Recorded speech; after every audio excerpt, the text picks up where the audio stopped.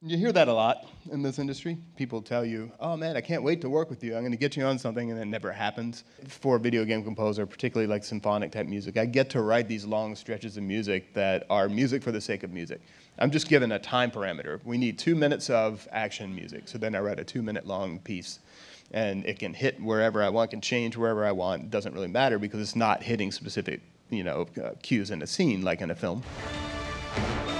I think my favorite part of writing music for video games is that there's so much creativity. People are interested in what's new, and coming up with new sounds is part of the fun. This is a lesson for anybody in the audience. If somebody asks you to do something, just say you can do it. You can definitely, you'll figure it out.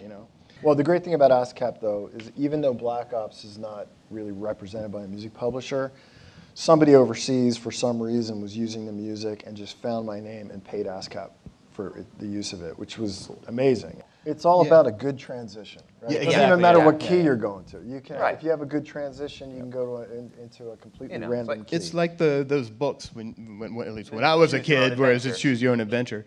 I mean, it's like writing music that does that same thing. I got started the way that's not terribly uncommon now, although at the time it was quite shocking, was because I was in college and worked on a student project, and then that student project essentially exploded. He and another programmer named Nick, the three of us made this game. It's called Flow. It went online as a little Flash title in a browser, and 500,000 people were playing it within like a few days. And Sony was getting ready to launch the PS3 and was looking for interesting games to incubate within the PlayStation Network, which was a new thing they were going to be launching. And so they signed him to a deal for 3 games, and the Flow was the first. And so suddenly went from, I was still in class, I was still going to school and working on a PlayStation game like at night.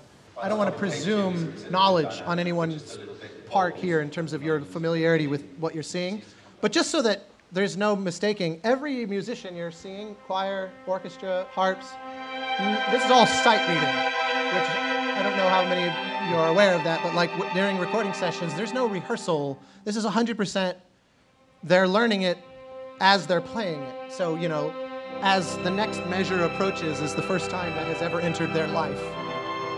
And the fact that they can play as well as they can, and not just like functionally well, but they can play brilliantly.